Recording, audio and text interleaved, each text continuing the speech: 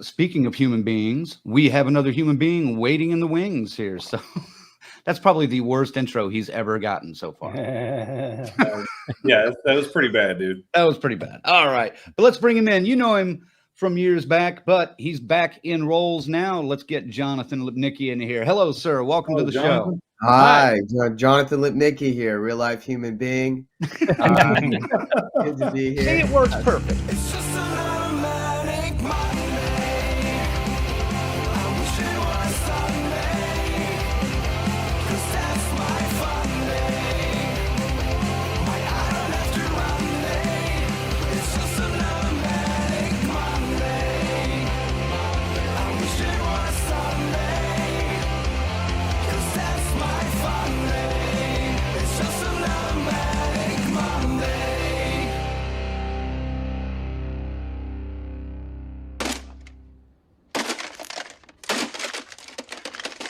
If you want to become a member, check out our website at deathcursesociety.com.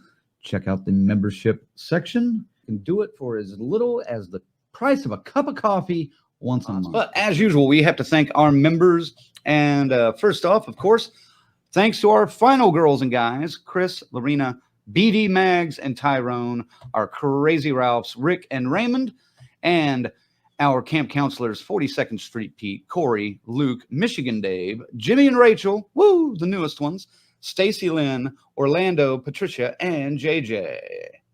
Thank you, guys. So, guys, Camp Pleasant Lake is in select theaters and on demand starting tomorrow. And actually, it's in some theaters tonight. There's some premieres tonight, and that's one of the reasons why we have to go ahead and let me find the right. I think he's ready to go. So we're going to go ahead and bring in our first guest. Get him on in here. The writer-director of the upcoming Camp Pleasant Lake, Mr. Thomas Walton. Thomas, welcome to the show, sir. How are you? What's up, gents? Hey, Thomas. Good. I'm Red Crank, by the way. I'm the one you've been talking to. There it is. Dude, that mask is so fucking sweet, man. Hold on. There we go. This is the original This is the original mask worn by Nice. Jonathan Lipnicki. It's actually autographed up here. So save this in my office. I'm in Hollywood right now in my office. So got Very this cool. as my keepsake. There you go. Yeah, well, the director always gets to keep something yes. cool.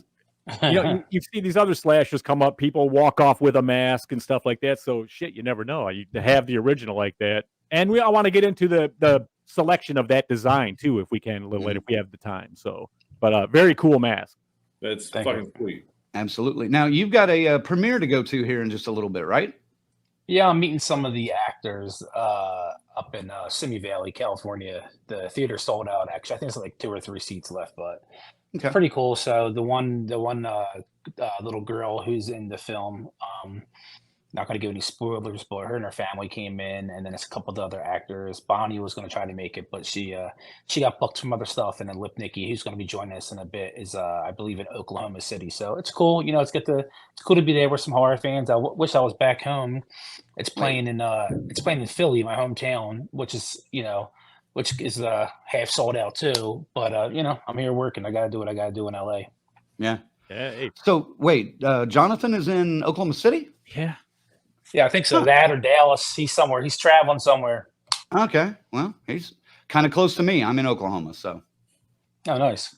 I'll tell him hello Oklahoma style when he gets here. Just a heads up, Oklahoma is always the word of the day on this show. Someone always perks up and goes, Yeah. He's there for a day. I think he's there till like Wednesday traveling or con or something. I forget what he told me. All right. Well, cool. Well, first off, tell us a little bit about Camp Pleasant Lake and where did you get the story for this? Because we've heard this has like a little bit of a new twist on the classic slasher formula. So we'll start there. Well, I've always been a movie fan growing up and a horror guy. So, my favorite movie growing up was Jaws, Texas Chainsaw Massacre. So I wanted to try to make something epic with a slasher but funny feel to it. The mask was something special to me. The mask, here's the thing with a problem with some of the horror films and some of the iconic ones is there's no meaning behind the mask, and Freddy Krueger, there is a meaning. He got burned. That's why his face is like that. In Camp Pleasant Lake, which a lot of critics ain't picking up on, which I think they should, and think, here's the, horror films and horror, sometimes fans just want to see a slasher, kill, kill, kill, kill, kill, kill. I make one of those films, kill, kill, kill, and they say, oh, Tom didn't give us a story, blah, blah, blah, blah, blah. And then now I finally give someone a backstory, and they say it's too much of a backstory, they need more kills. So it's always hard to sometimes appease and please everyone, especially critics. But what I wanted to do with The Mask was give it a story and a feeling. So what happens is the little girl grows up with tons of anxiety. She hears her family, her mom and dad, always arguing. So she kind of secludes to her bedroom and she sings a song. I don't know if people picked up on this, but she's singing this little light of mine. She's humming the words. I'm gonna let it shine. So I don't know if any of you guys ever dealt with anxiety, but growing up, the anxiety I grew up with, I always sung songs to me to make me feel like I was in a different place or worldly, whatever. Kind of close out the world around you. Exactly. So that's how I started becoming a creative. So her humming these songs makes her feel like she's not in that moment and she's wherever she needs to be. So when she's sitting there with the mask, there's a part of the movie when she's drawing her costume because her parents are like, look, we have to go to grown-up camp this weekend, which is really marriage counseling for them. And as they say, to you and your little brother Jasper, we're going to take you to a horror camp. And at this horror camp, she decides to make her own costume. She wants to be creative with it. The original concept of the movie, it's supposed to be a smiley face. And it was supposed to be a mask like this, yellow, and it's a smiley face. And what happens is she can hear all the screaming going on.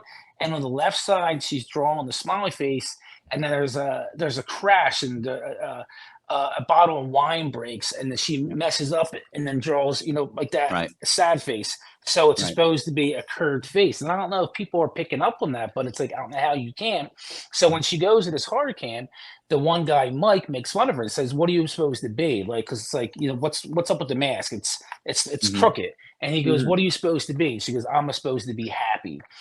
And he takes the mask off her, he kicks it and breaks it in half. And that's how later you see the stitches here, the killer puts it back together. So I give this backstory to her because I want people to also identify with this little girl who's going through this anxiety because too many people ain't addressing issues in movies and horror and stuff like that these kids can go through with that. I get it. Like I said, a lot of horror fans just want to see Terrifier, which is fine. I could have made a movie like that, man. I could have killed everyone. I killed 45 people in this. I could have killed 45 people with no meaning behind it, but I wanted to.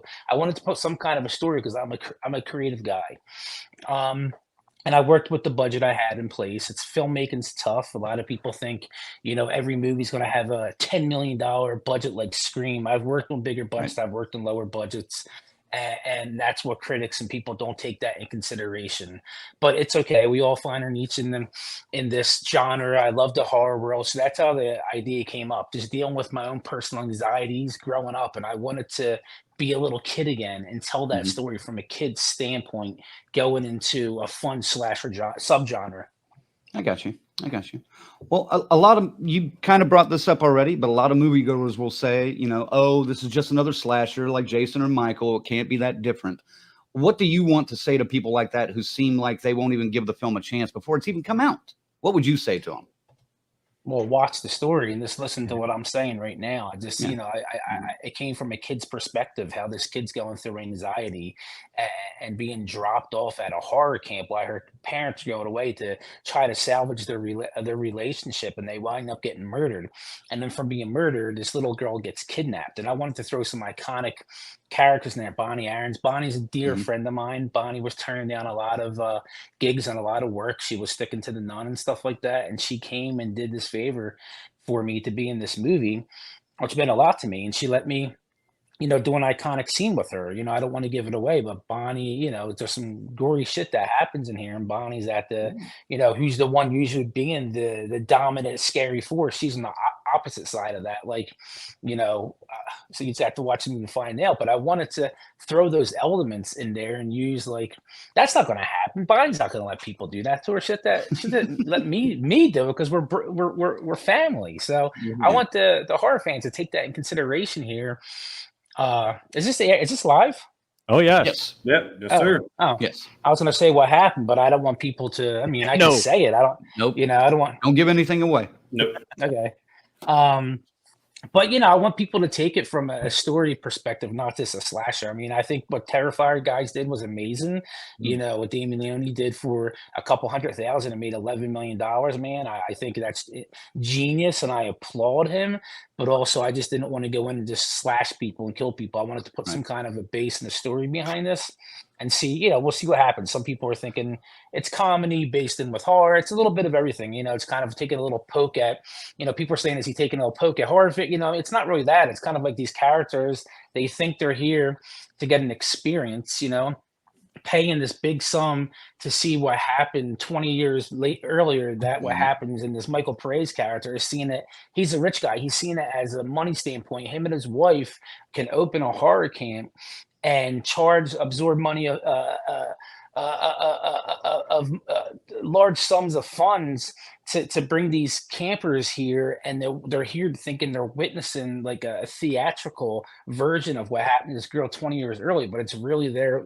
They're there, like, and some shit goes down. Yeah. A lot of reviews are saying, "Oh, it's a great idea." Blah blah blah. They wish it could have been orchestrated, done differently. But everyone has an opinion, and it's just like it's getting some really good reviews, and it's getting some little backlight. It always happens. Scream. The greats always go through that. I'm not trying to. Exactly. I'm not trying to be the genius of slashers. I think this can find its audience. It'll be cool if it found a little following. I'm not trying to be the next Jason Voorhees here, but I definitely think I have a cool mask here that was created, and I think there's definitely a unique story here. And I think what happened is it was a little movie that got picked up, and and it's getting some press. It's getting a ton of press. Yep. And Well, it's got like 2,500 watchers already on IMDb that we were talking about the other day, and that's pretty good for an indie that hasn't even come out yet, basically, except for a couple of screenings here and there, I guess. Yeah, I think that's phenomenal.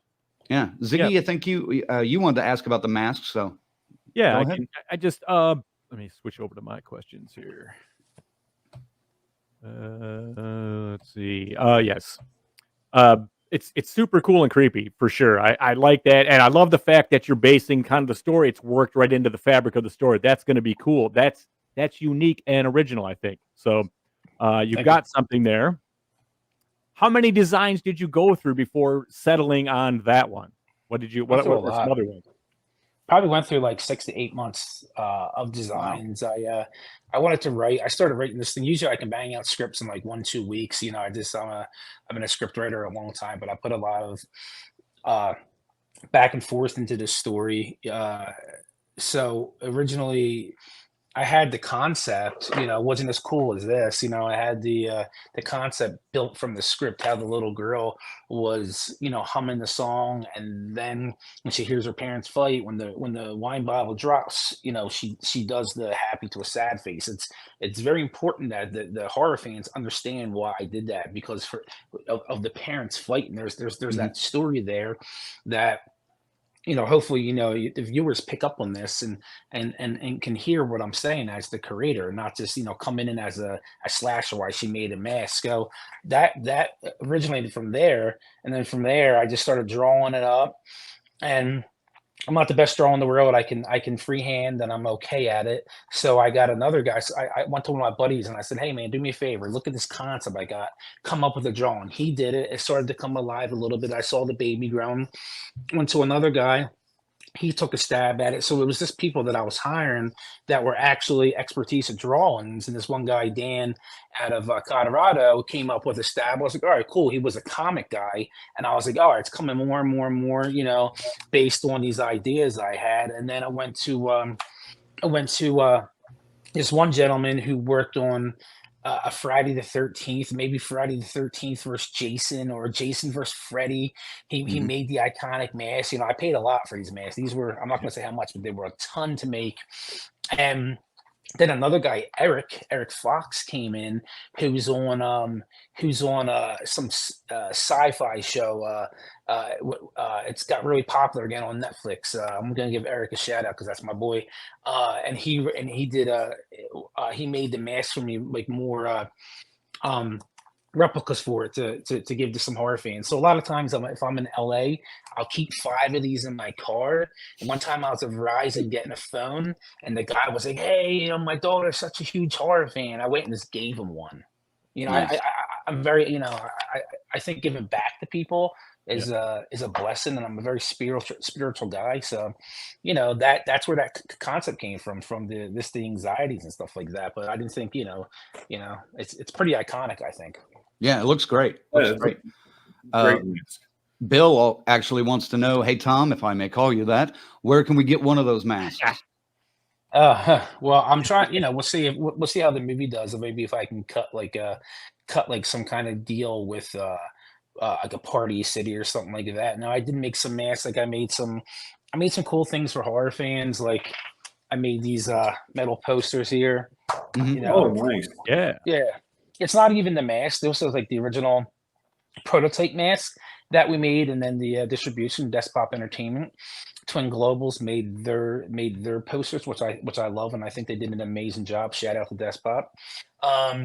But yeah, this one I made about 20 or 25 of these, and I kept 1 or 2 for myself. And to be honest with you, man, just I'm all about a feeling. And if someone, I feel like that would really appreciate this mask or something like that. Like this one dude gave me a really dope, cool review, and he said he was a big fan of the movie. I said, give me your address. I'm gonna send you something. So sometimes like that, man, I just do that. If I think it's a fan not trying to like make money off it, or just like really is a fan of the film, I will, I'll say, give me your address. I'm just going to give you one. Yeah, nice. Oh yeah. Colonel? So send me a message on Instagram. There you go. He can tell me, and Cool. we'll see if he likes the film. There you go, Bill. Colonel, you got a question? Yeah, I'm going to jump a little ahead on our questions, but we're backtracking a little bit, Thomas. You're talking about, it was nice as your film gained some traction, and there's enough negativity in the online world today. I like positivity. I like to see people succeed. So just a few days ago, you're walking down Sunset Boulevard and you saw a billboard with your movie on it. Oh, I wasn't ready for that. Hold on. I know. I told you, that's why I said I jumped ahead. I'm sorry. Boom. There it is. There we go. There it is. What was that Wow. feeling like, man? Because that had to be fucking amazing. It was cool, man, because it's right down. It's right down from where I'm at all the time in Hollywood. I've been back and forth to Hollywood for a long time, since like 2009. And it's kind of like one of those surreal moments. You just got to sit back and say, thank you for what you have. Too many people look at a place where they're at in their life, and they don't appreciate what you have. Even though that came up, man, it's been a lot of struggle to get where I'm at as a filmmaker and a businessman. So it was a cool moment. It still is. It's up for the next, I think, month. They might run it a little longer, but it's also cool to see the actors go there, like Kelly Lynn Ryder, who's in the movie. She plays older Echo. Went and saw it, and she all had like tears in her eyes going to see that. And she said it was a bucket list moment. So the little girl, Lacey, who plays her as a little kid, like she went there and with her family, her and like 13 family members came in. So it's not me, it's for everyone. So to see the joy on the cast and crew that have been going by, seeing that, that's the joy that it brings that brings to me. Nice. I mean, even just getting it in theaters for a couple of days that's pretty fucking monumental, man. That is a great accomplishment as well, And Thank you. I'm hoping, I haven't checked this is nationwide, everywhere. I mean, where are you located? Yeah, video I'm on in demand. Detroit. Yeah. Detroit. Well- It's for some reason it's in Texas a lot, man. It's like 10, 12 theaters in Texas, and like 3 in California. It's in 1 in Philly, back where I'm from. Shout out to all my Philly people, born and raised. I don't know, Florida. So I don't know if it's in Detroit. But 'cause we got a couple of art house movies around here, that theaters that do get these type of movies all the time. So I mean, if it's in Michigan somewhere and it's in my vicinity, I'll find it. If not, I'll on demand it. It's not a big deal. Yeah. we made a deal with Studio Movie Grill. So that's the deal we made with us, me and Jared, and our distributors. So whatever Studio Movie Grills, that's the movies that picked it up. All right. Yeah, that'll help. That'll help for sure. I'm planning on watching it tomorrow on Vudu. So that's sweet. at least my plan. So Yeah, this will be my Saturday night movie when I can get the kids to bed and I don't have to get up early as fuck for work the next day. This is my Saturday night. I'm gonna have my popcorn and my water and be ready to go. Oh, sweet. you already mentioned some of the cast. This film has a great cast featuring several horror staples. Bonnie Aarons, Michael Paré, Andrew Divoff, Jonathan Lipnicki. How do you approach directing these established actors and get the performances you want out of them when you might have grown up as a fan, like when you were younger? I've been in this business a long time, so I can You've broken that off already? Yeah, I can separate that. You know, I mean, like, I'm not gonna lie. There's some people I see and I just admire their work. I look at a difference between admiring someone and being a fan. Being a fan's great. I've been I'm a huge football fan. I see like the Philadelphia Eagles. I'm like, oh my god. But it's kind of like it's a business too. It's a business where, this is what I do full time, and I have to treat it like that, because if I go up to like someone like a Bonnie or something like that, they might see me that way instead of seeing me as like a director. So I got to come off, like, this is what I want, that, and that. So it's a good question. But for me, I was lucky that, most of these people I was already established friendships with. I already established a friendship with Bonnie, and I earned her trust and I earned her friendship. Lipnicki, I established a friendship to my business partner, Jared, who called him in and said, look, John, you want to do this role? And then me and Johnny got really close. Robert Lasardo, same thing. I worked with Robert before. I worked with him after that. Michael Prey was the first time that I worked with him, but me and him just hit it off. He wanted to come over to our studio. Me and my business partners own a movie studio. Shout out Los Angeles Studios. Yep. So he came over here, and which is the thing. He wanted to talk to me. He wanted to feel the project, read it. He enjoyed it, and they kind of just went from there. So all these iconic people came into it, and kind of just like, a little snowball effect after that. One signs on, one, another one believes in the project. So, but they also believed in the script and believed in us as a company, believed in the rest of the crew, our producers, and I guess myself as a director. Okay. All right. Well, this is your third feature film. What did you learn along the way with Room 9? And then also They Turned Us Into Killers that helped elevate your filmmaking skills for Camp Pleasant Lake? And also for any aspiring filmmakers watching, is there any advice you would give of things to avoid early on in the career or aspects to aim for? I mean, you just grow as a filmmaker. With anything, there's budget restraints. Obviously, the more money you have, the more cooler things you can do. I've made movies on a shoestring budget. I did 1,000 short films growing up. You do it for the love of cinema. You make movies to make movies, and then the more movies you make, you get better as a filmmaker. But obviously, the more funds you have, the more you can create. So if you have a dream, just go for it. I've had this dream about doing film since I was a little kid.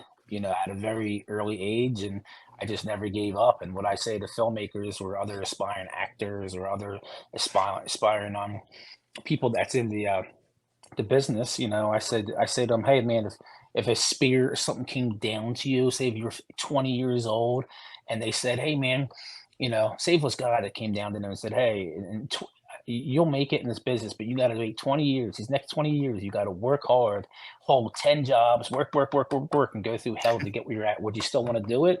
Right. That's what happened to me. Yep. Yeah, just been plenty of times in my life where I've worked a million jobs 7 days a week to get where I'm at, and that's where, I'm humble. And, as you guys can hear by I speak a lot of not like, getting where I became now. I don't think you should speak about your success first. Speak about your journey along the way, your hiccups, your failures, because we're all human beings. Right.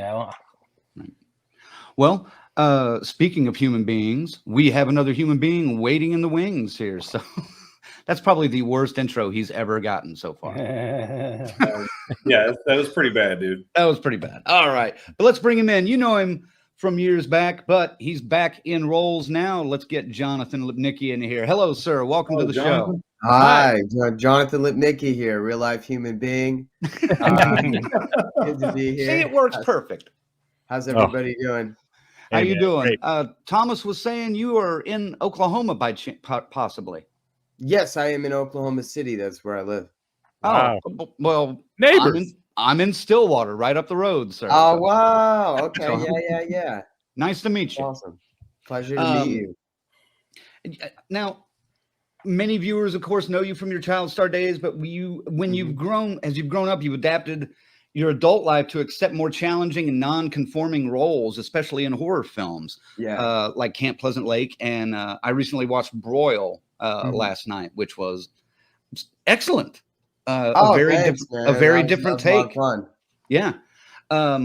Was this different approach intentional in nature for you, or did it just come naturally as your acting progressed? It's interesting. Like as an actor, there's unless you are in that 0.001%, you don't have that much control over your own work unless you are creating it.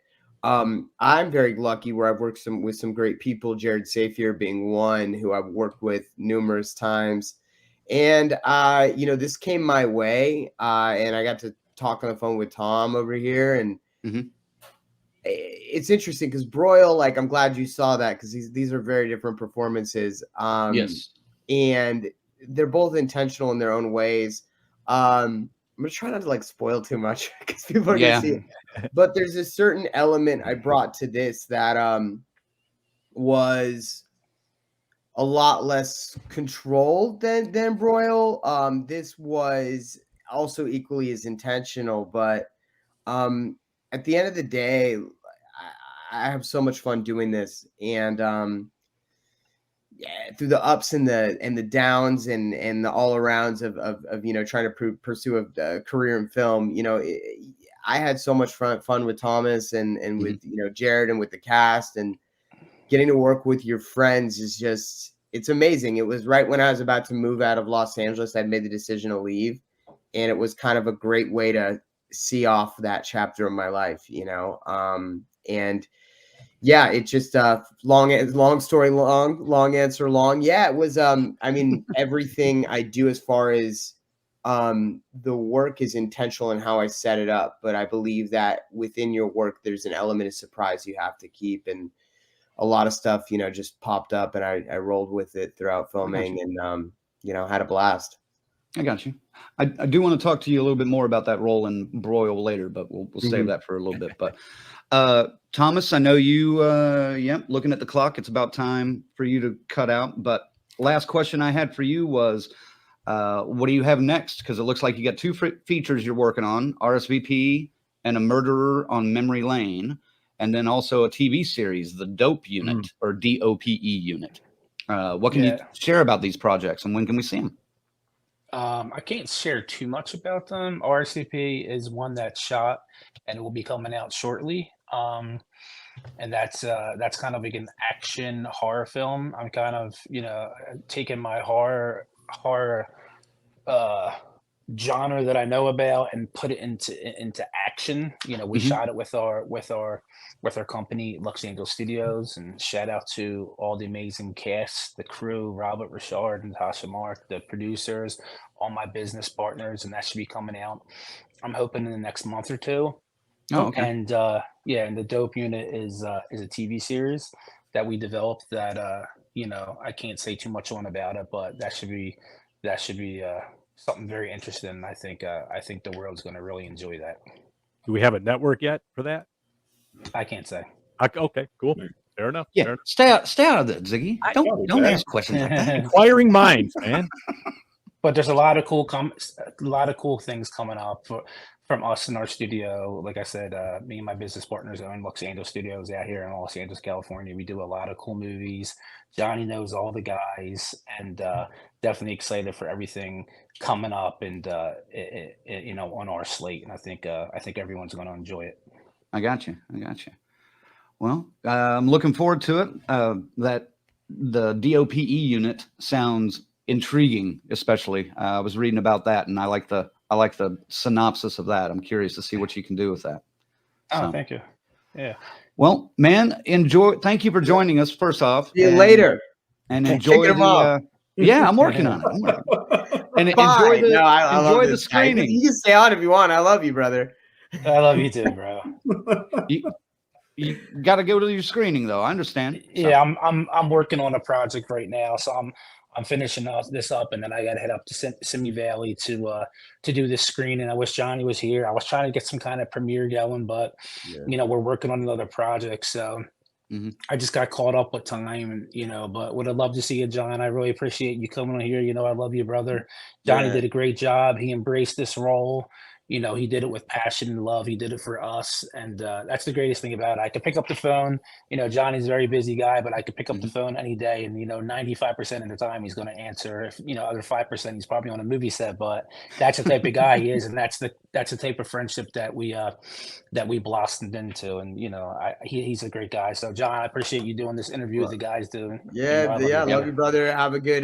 Tell me how it goes in Simi Valley. I want to hear about it. I will. I'll take some pictures for you. Okay, right. please do. Thanks, Thomas, Thanks, and we'll brother. see you Thanks, next brother. time. Thomas. Have a You good too. one. All right. Yeah. He's such a good guy, man. I love that guy. I've had a few phone conversations with him over the last couple of weeks, and he's fun to talk to for sure. Yeah, a big heart.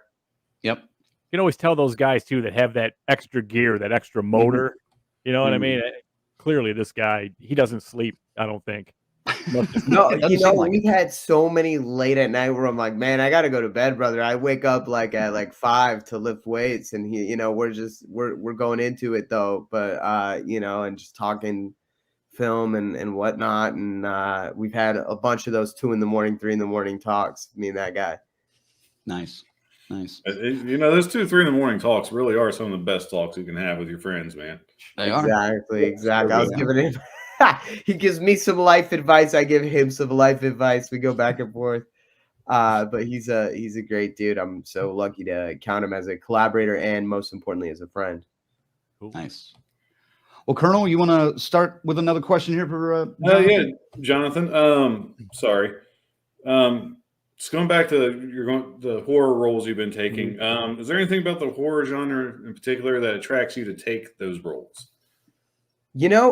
My whole life, I do acting because I want to build bridges between people. We live in a very divisive time, and a lot of people are not getting along about a lot of different things. And I found particularly the horror genre, the fans are amazingly loyal, and the feedback is amazing. So you get to actually, I feel like my mission of building bridges is amplified within the horror genre. I think that people really, you really get to, whether they love you or you hate you, you get to build a bridge there. And that's just been my goal as an actor. And, I don't shy away from challenges, and there's been some, challenges with working in that genre. And I love I love the fans. I love the people who love this. It means a lot to me when people watch this, and, I do Comic-Cons and they come up and it means something to them. And the fact that like Broil was something I was very proud of, that, you want a bunch of people to see it because it's a departure from my other work. And yes. Yeah, if I can continue to build those bridges, I think I'm not against any genre. I like good material, but I do particularly feel that building of that bridge is amplified in this community. Okay. When you're going into a horror movie like this, what's the process of preparing for it, getting your head right for it, as opposed to like doing a drama or a comedy? Or like, what's the differences, the nuances of actually, all right, I got to get into this intense, freaky situation over something that's a little more straightforward? Yeah, my process just, I never really think about it as like a genre.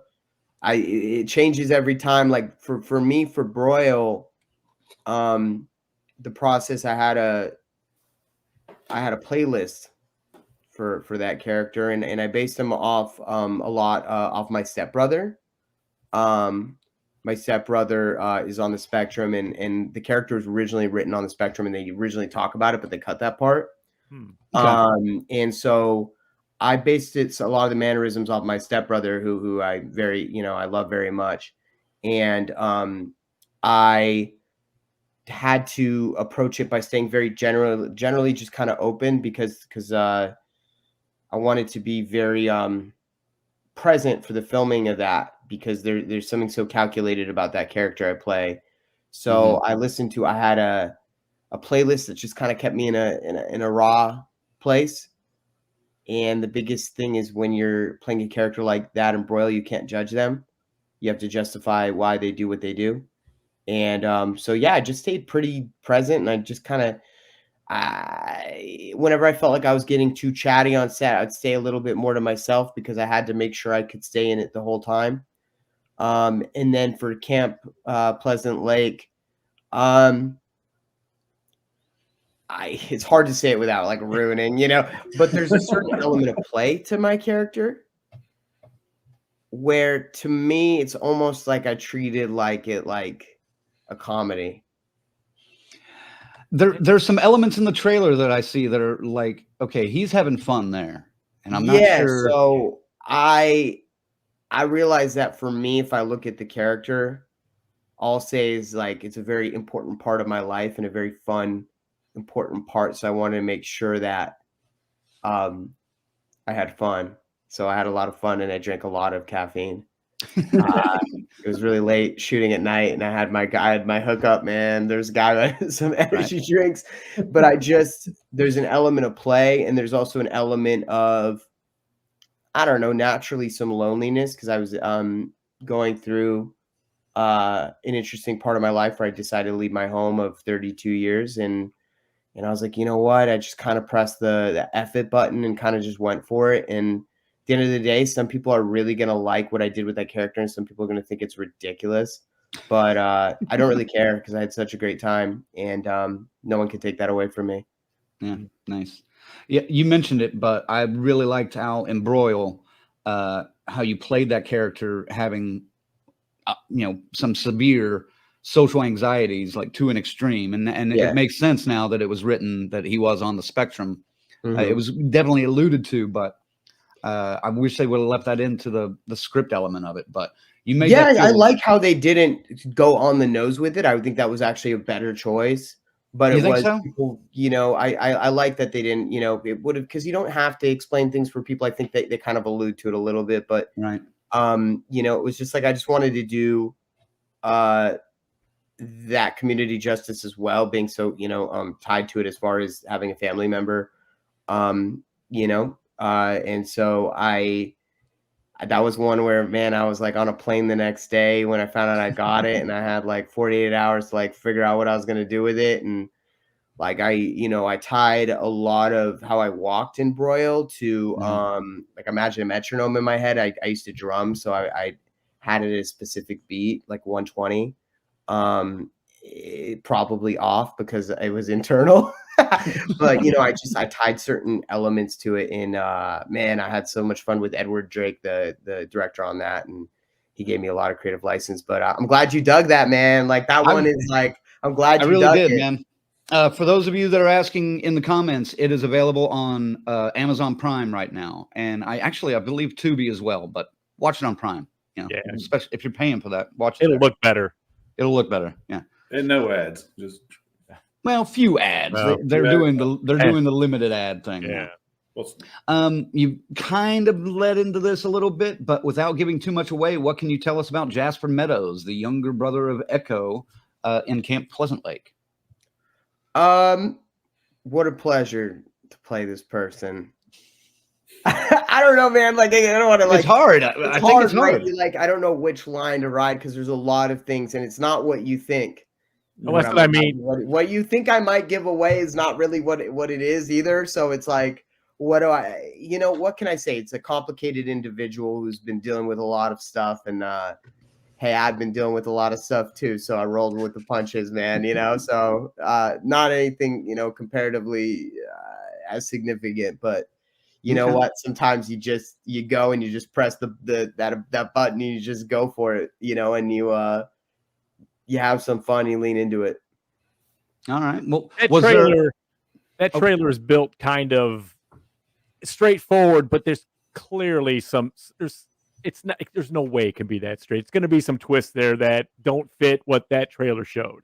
Yeah, and even that, like, I'm like, man, like, I don't know. I don't want people to get the wrong idea and think that they saw everything they need to see in that, because you could think that, No. but it's not really that, you know. No. So I think it gives you just about enough. Maybe a good. touch too much, but not I not always worry enough. that with modern You'll see. trailers. Like me, I would like, I want 30 seconds max. Boom. Well, People wanting yeah, more, you know. most of the big ones anymore though give you the entire movie Yeah. in 2 minutes. Oh, like And Halloween that pisses us off. 2018. Did you do the whole movie before it even came out? Like, We did we did know the whole movie before it came out.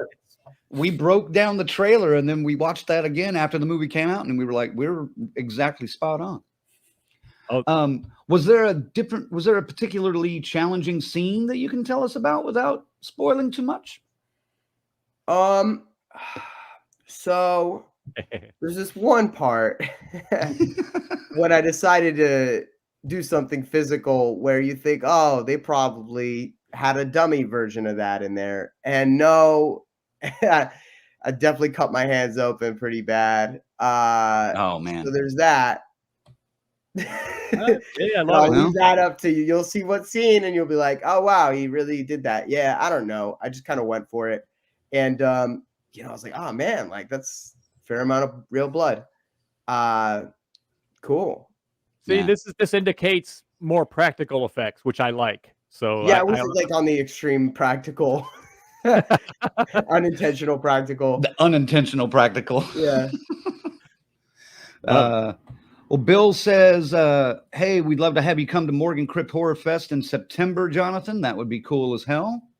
I would And- love that. What yeah. I am on Instagram, or is that like a comic? Is that a Comic-Con? It's a Yeah, horror yeah, con, yeah. Oh, horror. HorrorCon? I'd love to be there. Yeah, DM me Yeah, on we'll do. Instagram and I'll look out for it. I'd love to do that. And then Kristen, as you know, Oh. being from Oklahoma, I've got the drag races going on outside right now. Yeah. Kristen wants to know, Jonathan, are you married? LOL. No, I'm not married. I'm single. Well, unfortunately, Jonathan, she is. And I will call her out because I do know who you are. Why you asking if you're married? No, I'm not married. By the way, tell Mike I said hello, Kristen. Whoa! Wow, Whoa. scandalous, man. Yeah. I want to bring up the actor William Delesk. I hope I'm saying his name right. That plays your younger self in Camp Pleasant Lake. Yeah. Were you able to meet and work with him at all to determine any certain characteristics you would carry into the adult version of your character? And did you also give him any advice on how to navigate the sometimes difficult world of acting as a youngster? You know, actually, we shot completely different schedules and like time periods. So I was probably sleeping when he was filming. But and we didn't really get the time because we shot kind of far. It was a far commute. I would have loved that though, honestly. So I want to give a shout out to that young man. Did a great job, and you know, I wish I was there to collaborate with you on that, because I mean, it looks like we did. So he did it. He did his job. He did a great job, and you know, I'll give you advice right now if you listen. If you love this, you know, it's gonna be hard. Anything in life worth doing is nearly impossible. But if you love filmmaking, go for it. You're starting at a good age, and I salute you. All right. Colonel or Ziggy, I think you. Ziggy. I'll finish the thought. It does sound like something Thomas would be very much paying attention to, the mannerisms thing there for sure. So Oh yeah, man. Thomas pays attention to everything. Nothing gets past that guy, man. All right, let's see. We're down here now. We're all over the place, actually. Oh yeah, we're kind of jumping. My Okay. question, I'm going back a few questions because I got to know. So just go ahead and Ziggy, take your time. Okay. Well, not too much time. Yeah. Look on you. You got something, Retzi. I'm- I'll just go. I'll shoot you this one I got because I know you were chasing the Brazilian Jiu-Jitsu black belt. How are we doing in that chase? I got my black belt Got before COVID. Nice. So right now I'm not training because I have this foot thing that I'm supposed to get surgery on, probably from doing that. It's been bugging me for a while, but I don't know. It's kind of feeling okay, so I might just push it back a little bit. I'm kind of busy. I don't really have 10 weeks to be sitting around, and it feels fine right now. So we'll get it at some point. We'll get it repaired. And at some point, are we ever going to see you step in a cage somewhere? Oh man. Everybody asks. I don't really have a desire to, man. I mean, I used to think about it more, but it for me, it's like I love training. I don't really like. Maybe I'll do a jiu-jitsu tournament, but I don't like. I'm so focused on this that like I'm very it's hard for me to be really content with like I'm producing and I'm acting, and I really need to. I have such a goal oriented mind and getting to a certain place in that sometimes I kind of lose track of like other stuff in my life.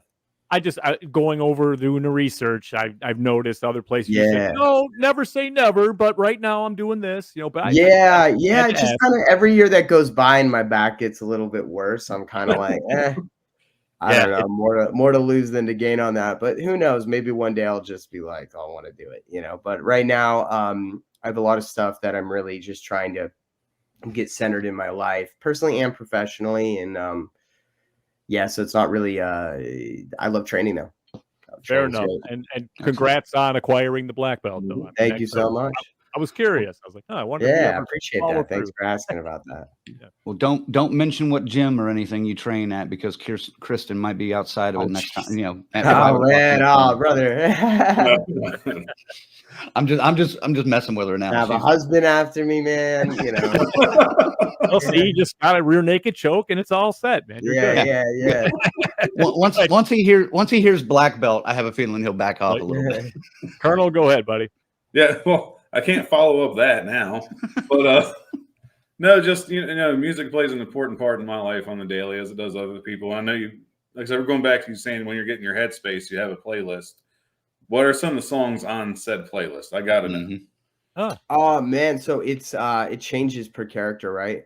Because we're tapping into different things. I don't think I had like a Jasper playlist. I think I don't even really. I think I just kind of was like chilling out for Broil.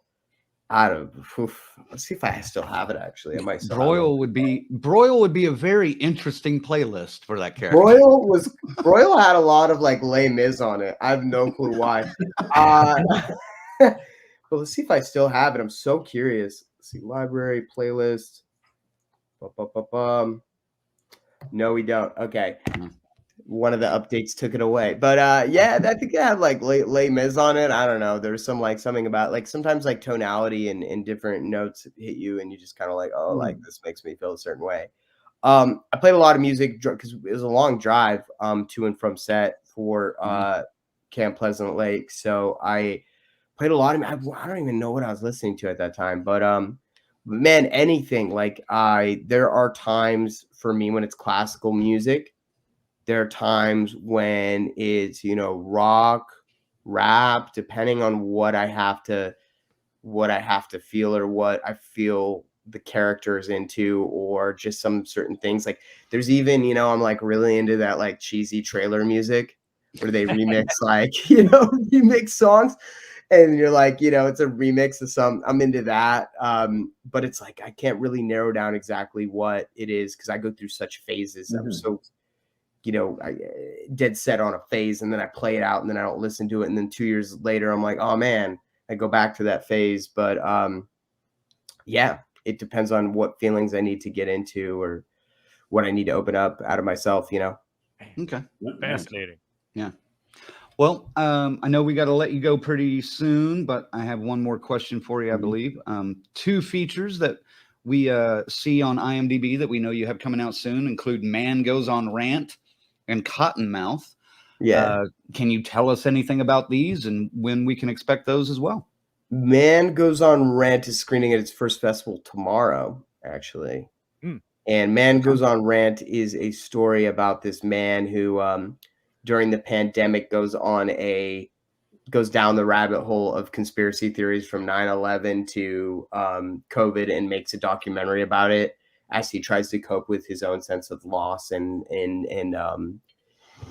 grief. And it's a really, really, really interesting movie. It's really well done. It's this writer-director Peter Pardini, and it's one of the cooler things I've done in a while. I'm really it's cool to have these kind of back-to-back Camp Pleasant Lake and then this. They're very different, but it's it's a wild, quirky indie, and it's a cool role.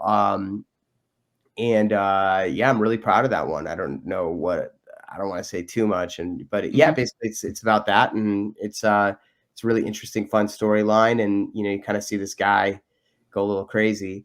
And then Cottonmouth is a Western with Ron Perlman and Esai Morales, and it's a cool little script. I have a small little role in that, and that was cool. That was out here in Oklahoma, so that's first time shooting out here. There's a lot of stuff coming out here. There awesome. has been the last several years, and it looks like it's just getting better. When I'm hoping that like on the producing end, I can bring more out here. I really like it out here. It feels definitely feels like home. Yeah, they have a good film rebate. I was gonna say a tax incentive has to be some kind of thing going on there. Yeah, they've got a pretty big one. It's not. I don't think it's quite as good as George's, but it's pretty good. It's solid. Yeah. So. Well, excellent, man. I'm looking forward to checking out the film tomorrow. Camp Pleasant Lake is on video on demand tomorrow. So everybody out there watching, go and check it out. Select theaters around. If you want to be really cool, find a theater if you're close to it. Go see it there. Yep. Yeah, always more fun to go see it in a theater. But yeah, I appreciate everyone checking it out. Who checks it out? But I had a lot of fun doing it, and I hope you have a lot of fun watching it.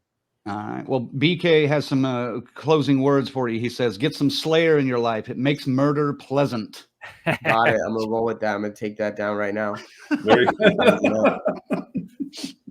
All right, man. Well, hey, thank you, man. Thank you again for joining us, and best of luck with the film. And welcome to Oklahoma. And if you're ever in the need for some cheese fries, come on up to Stillwater, and I'll meet you at Eskimo Joe's, and we'll have a good old time. Sounds good. Thanks for having me. All right. Thanks, man. Have a good night. Bye. Jonathan Lipnicki, ladies and gentlemen. Pretty cool cat. That was good. But wait, there's more. You thought we were done. We're not done, folks. You guys are already like ruining the surprise here. But I guess we already talked about it. But yeah, Patricia's like, Orlando. Bill's like, the man, the myth, Orlando, up next. Yes. Okay, fine. We won't even mess around with it anymore. He's been a fan of the DCS for years. He's a camp counselor. He's been in 13 Fanboy and Reunion from Hell. And he's also in Camp Pleasant Lake. Here he is, ladies and gentlemen, Orlando Rodriguez. Orlando. And he's wearing the DCS shirt. There he goes. Yeah, he does. Yeah, this is the shirt that I won on from Curse Your Luck. Curse Your Luck. Yep. Yeah. So it's also the only photo of him on IMDb is him wearing that shirt. Yeah, actually it is. When they announced it, when they announced that I was going to be part of the cast of Camp Pleasant Lake, I wore this shirt as the photo that was going to be on the interview. So yeah, I saw that and I appreciated that a lot. So yeah, thank you, man. I was actually going to go ahead and wear the camp counselor shirt that I wore for Camp Pleasant Lake, but unfortunately it's packed up for the winter. So nah, that's all right. Well, the good news is Orlando Spring's right around the corner, and you can break that bad boy back out.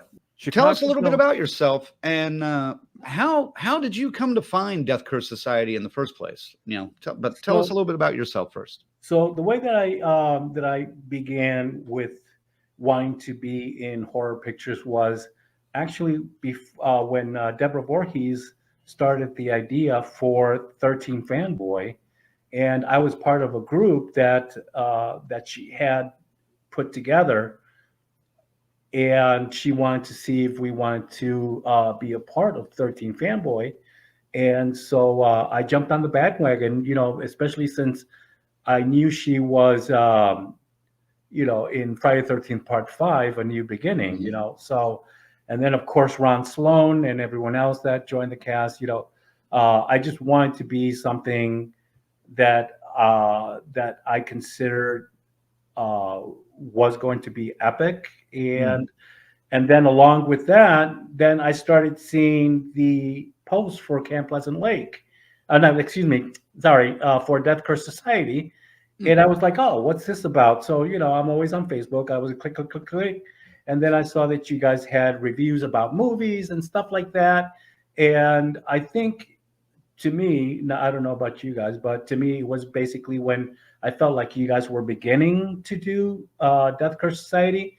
And it sounded very interesting. And I was like, oh, you know what? I'm going to go ahead and tune in every Monday. And I actually, and I stayed, you know, so I love the interviews and everything that you guys have had, you know, with other actors, and also the reviews that you guys do, you know, like on a weekly basis. Right. I don't agree with some of them, you know, but I mean, if I had to select one person who I think has the best judgment about horror movies, I think it has to be Colonel. Oh, Colonel? Yeah, I like that Colonel is very, you know, he knows what he wants to see, and he knows what the audience expects out of a movie. And the thing is that, you know, if the movie's gonna be a piece of crap, he's not gonna go ahead and hold back. He's gonna go ahead and you know, give them, you know, the proper words to go ahead and identify what he thinks about that movie. So, you know, but yeah, that, you know, that's basically how I came on board to look at DCS every week, and then I decided to go ahead and become you know, a camp counselor for you guys.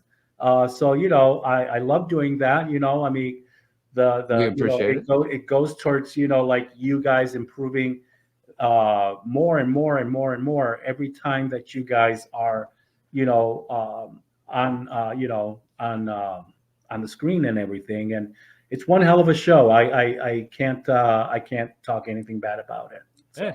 And we appreciate it. You Yeah. were there. You were with us before we were doing the live shows, I think. You were watching us when we were doing the tapes show still. Yep. I think so. I think Oh so. yes, I think I was. Yeah. I think I was.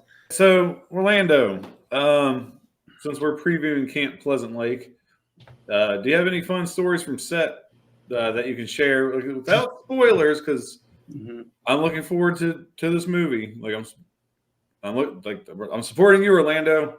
Yeah. Get me into this movie without any spoilers, man. Yeah. You know. So. One thing I'm going to say is that, you know, I heard Jonathan Lipnicki say, you know, that the hours were like really long, and they were brutal, especially because it was freezing cold in the middle of the night. Mhm. There was one shoot I remember, which I was done filming, but one of my friends, Saj Ali, who is in the United Kingdom, he was part of the film as well, and he had to shoot his scene. Excuse me. And so while waiting for him, I got so tired that I went to the car and I fell asleep. And when I woke up, the sun was coming out, and they just wrapped up filming at 6 o'clock in the morning. Oh no. So that's one of the what we call it, a not so funny one. And you know, I feel bad for Tom Walton, who was just on earlier. We were filming a scene, and the place was full of yellow jackets. Oh, fuck. Yeah, even in the pool. If you went to the pool in the morning, you found yellow jackets just floating around the pool. Ugh. So Tom Walton is allergic to bees, and while we were filming the scene, all we hear is like, "Ow, ow!" And then he just drops his clipboard that he had, and he's like, "Cut!" And he's like upset, and then he had to go ahead and sit down because he was stung by a yellow jacket. Oh no. Where he was standing, and so we had to stop shooting while he got attended to. Ambulance came, you know, made sure he was okay and everything, you know. But you know, thankfully he was okay. It was, like I said, it wasn't funny because I hate bees. You know, I'm allergic to bees myself. What was it, Orlando, that first attracted you to horror? Was there a first movie that got your attention when you were younger and kind of how have you grown into it now as an adult? Yeah. So back in the 80s when there was a cable company called On TV. Mhm. I don't know if any of you heard it, but Oh, they were gonna. It was the premiere of Friday the 13th Part 2. Yep. And I had, and they were going to do a double feature because it was going to be Friday the 13th and the premiere of Friday the 13th Part 2. And I was one of those kids that always went to the video store and looked at the back of the box. And I remember looking and seeing the pictures, of like Amy Steele with a pitchfork in her hand, kind of just like staring. Yes, that one. And then the couple in the bed, where you see the spear, and on the back of the box, you could see the spear going through the guy's body and Right. and the blood. And I was like, man, do I really want to watch that? And I was like, it looks cool. So I asked my mom if I could go watch it in the basement with my stepbrothers and my uncle, and her words were no. So, and of course, since I was only like about 10 years old, I did what mom told me to do. So fast forward to when I joined the military and I was in my permanent duty station. Not only did I watch Friday the 13th Part 1, I watched Part 2, Part 3, and Part 4 all in one night with a big old pizza and a 2-liter of Coca-Cola. And I watched from the evening until daylight the next day. Nice. And then I went to bed because I was scared shitless. Well, Ziggy, what do you got? How do you know how long the entire shoot was for Camp Pleasant Lake? It was, I think it was like about 10, 15 days. I was gonna say, I know when it's a short, maybe 2-week schedule like that, they're gonna cram in. They're gonna do some all day, all night shoots. Yeah, like that, so. yeah. It was basically they shot in the afternoon. I want to say maybe around 2, 3 o'clock in the afternoon, and then the shoots could go up to 1, 3 o'clock in the morning. And the latest went up to 6 a.m. So yeah, there were some long days and nights on the set. So Again, it's something we've been really good at picking out when we talk to these people. Thomas clearly has that gear, that extra gear, that motor, and he don't take his foot off the gas. Tom, he was a great director, and the crew was fantastic. Adam Worth, who I had the pleasure of working with again on Bikers versus Werewolves just a few weeks ago. It was astounding working with Adam Worth. Nice. He was the first AD on Bikers versus Werewolves, and I think he was the first AD on Camp Pleasant Lake. Okay. Yeah, on Camp Pleasant Lake. So it was great working with them as well. And of course the cast. I got to meet Michael Pare, and I saw Robert Lasardo, but I didn't interact with him. I think he kind of scares the hell out of me. He seems like he scares the hell out of a lot of people, though. Yeah, and then I saw him again on Bikers versus Werewolves, which he's also going to be in. Oh. And he was, I had just started eating something, and he says to me, "Hey, how you doing, bud?" I was like, So he's like, "Oh," he goes, "I understand." So I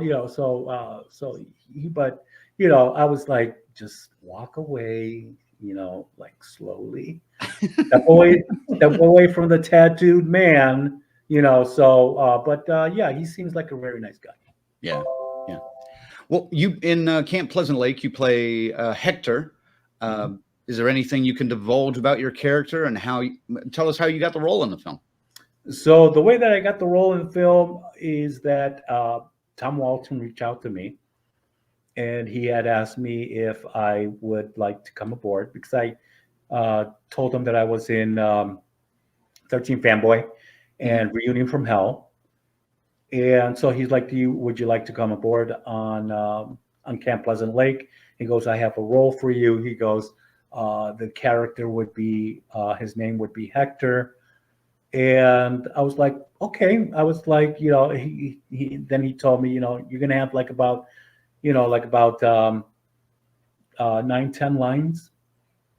So I was like, oh great, that's gonna be fun trying to memorize everything that I need to go ahead and say. But I don't want to give any spoilers away, like Tom Walton did, or like Tom Walton said, or like Jonathan Lipnicki just finished saying a few minutes ago. But Hector, he is one of the camp counselors. Going back 20 years to when little Echo was dropped off at the camp, Hector's one of the kids that basically makes fun of Echo and her and her little mask that she made. So then when the Rutherfords, played by Michael Pare and Maritza, and I can't pronounce her last name, Bartsiak, sorry Maritza, when they decide to open up the camp, they bring along they hire the kids that were at the camp 20 years before. So, so Interesting. And of course, Hector, he's I wanted to go ahead and play him like just being myself, not anything special, so he seems kind of smart. He's gay, so basically you can say he's gay, but he's not just like me, not effeminate. Well, this is your third feature after 13 Fanboy and Reunion from Hell. Yeah. What made this one different than the previous films that you had worked on? I think that the fact that I had more lines was one of the big differences in how I approached the movie. Okay. And also the cast.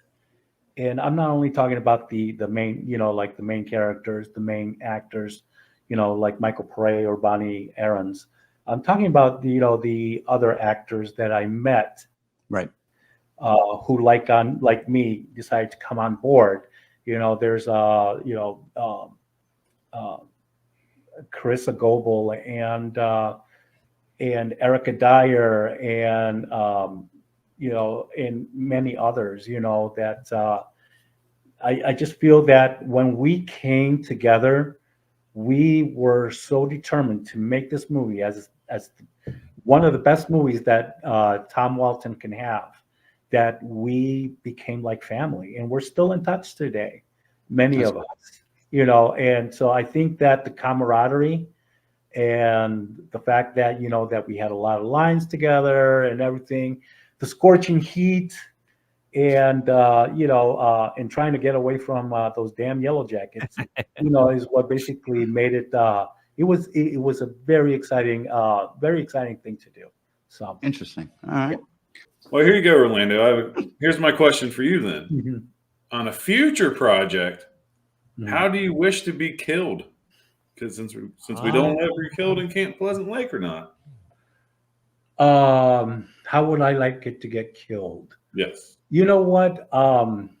Very good question. I think that because I just filmed Bikers vs. Werewolves, and so not to give anything away, but I was in I'm in the opening scene of the movie, so that should probably tell you everything. But if I was ever to be in another movie, I think I would love to get speared right through the chest. Classic. All right, Orlando. What's a dream project you hope to land one day? I would love to be in a movie like Alien. Ooh, good one. I would love to be in outer space and being chased the fuck around by some alien creature that's going to go ahead and tear my ass. There you go. Wait. Well, there you go. Well, Orlando, man, thank you for coming on and helping us fill some time here, especially since Jonathan and Thomas could not do the full show with us. But Yeah, no, thank you for having me. best of luck on the movie, man, and keep us posted on when anything else is coming on and when Bikers versus Werewolves is ready to release. Let us know, and we'll jump on that too. Are you kidding me? Thank you. I'm sorry? We're all over it. We're all over that. Okay. Excellent. Orlando, I just want to say I'm happy for you, man. Just keep doing your thing. I'm so happy for you. Thank you. Thank you, Colonel. Thank you, Zigzag, and thank you, Crank. And, thank you to before I came on, everyone was, like a lot of people like Patricia and Bill, and, they were like, throwing, kind words to me. And I appreciate everything that you guys said. One thing that I think as an actor, you have to stay humble you have to be humble with everybody, regardless of who you are. You could be the biggest name actor. You could be someone just like me that is does these projects through Indiegogo, but don't let it go to your head. Don't let it go to your head. Stay cool and just be kind to everybody. That's all that matters. So I thank you guys it was an honor to be on here with you guys. I've always wanted to go ahead and be on here, and you guys have made that dream come true. Thank you. Wow. Hey, You're a thank you, legitimate man. actor, bro. Yeah, belong here. Well, and thank you for following, the show for so long. Dude, and helping us out. Yeah, you've been here like almost from the beginning, and we can't thank you enough for that. Yeah, that will not stop. 100%. Well, we will see you in a month, sir. And and I'll see you tomorrow whenever I watch Camp Pleasant Lake. Yeah, man. Everybody. Let me know what you guys think, please. Oh, absolutely. I will. Just all right. Thanks, everybody. All right. Have a good night, Orlando. Take care. Next time. One more time, I want to thank our final girls and guys, Chris, Lorena, BD, and Tyrone, our Crazy Ralphs, Rick and Raymond, our camp counselors, 42nd Street Pete, Corey, Luke, Michigan Dave, Jimmy and Rachel, Stacy Lynn, Orlando, Patricia, and JJ. Woo!